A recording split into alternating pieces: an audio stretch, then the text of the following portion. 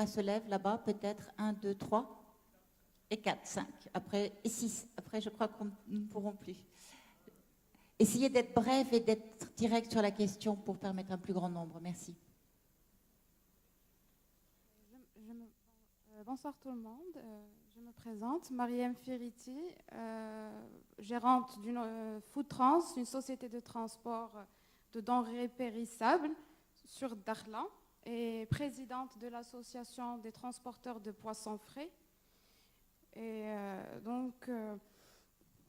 il est connu aujourd'hui que le secteur halieutique est l'un des piliers de l'économie marocaine et africaine, un secteur au potentiel énorme. Aujourd'hui, en plus de l'enjeu de la sécurité alimentaire, nous faisons face à un enjeu plus global, celui du changement climatique. Et autant que professionnels, notre grand défi aujourd'hui est l'exploitation durable et responsable.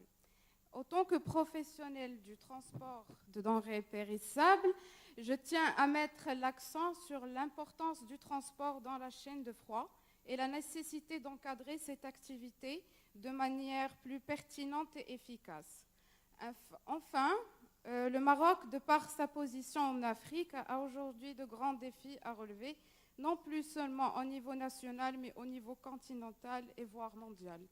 Comme l'a précisé M. Sarkozy ce matin, l'avenir de l'Europe aujourd'hui est étroitement lié à celui de l'Afrique. Et je vous remercie. Merci Madame pour ce témoignage.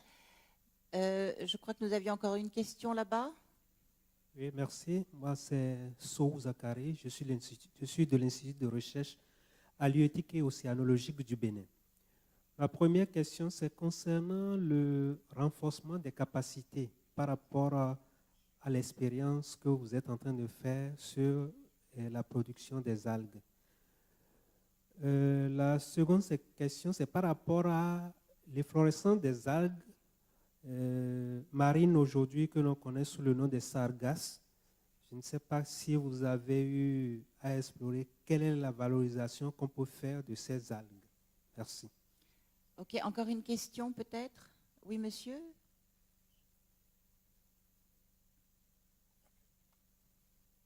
Thank you. My name is David. Merci, je suis David Michael, je viens du Nigeria et j'adresse ma question à Blueprints. Avez-vous une solution au problème des déchets rejetés dans l'océan? Les déchets rejetés dans l'océan. Waste dump? The ocean. Ok. Alors, nous allons peut-être commencer à répondre. Peut-être Case Coleman sur les efflorescences de sargasses. Do you have an answer? Oui, mais on les prend deux par deux parce que voilà. Sur les sargasses, Monsieur Coleman. I don't know the specific algae that you're talking about. Le processus par lequel, ou le processus que nous utilisons est directement axé sur l'huile riche en oméga 3 qui existe dans l'océan. Alors la plupart de l'industrie d'algues commence dans différents lieux. Et après, elles sont acheminées dans des laboratoires en Écosse pour voir si l'algue, après avoir été testée, contient ce qu'on cherche. Et ensuite, cette algue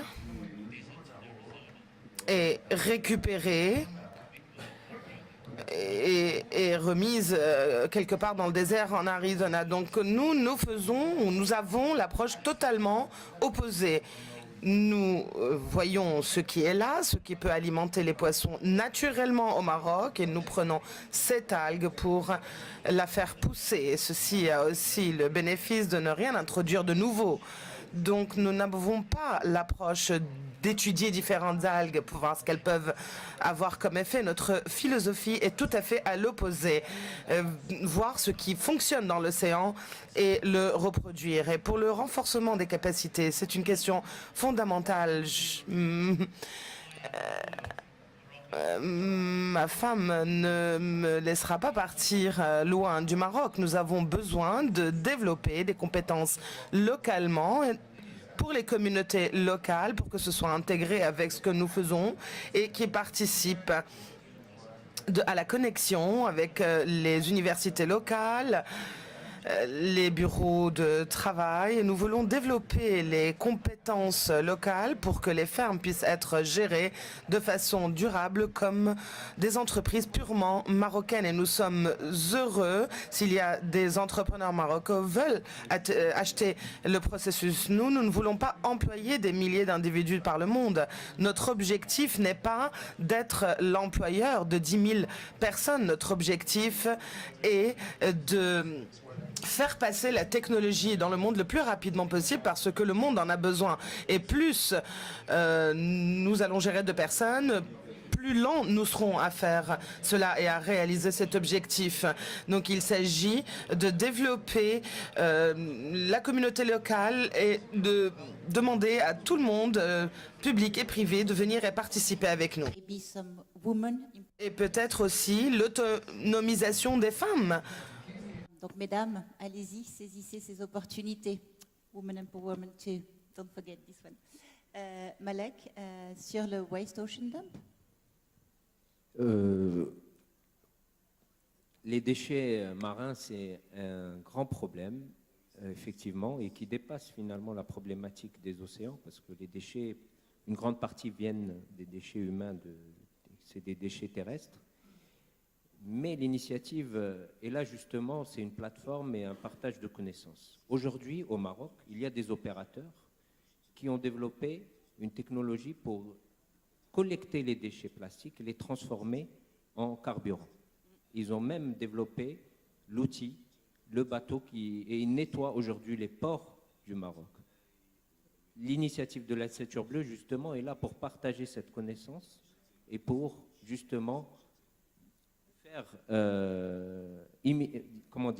partager cette connaissance et développer des projets ailleurs.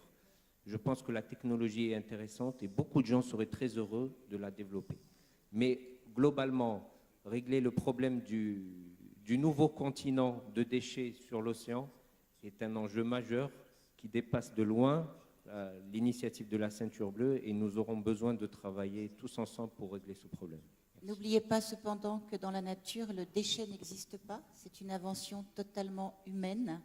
Et donc, effectivement, si on aborde le problème avec une vision différente, on se rend compte que dans la nature, beaucoup de ce que nous appelons un problème devient la solution de quelque chose de formidable. Donc, toujours se demander ce que la nature ferait à notre place.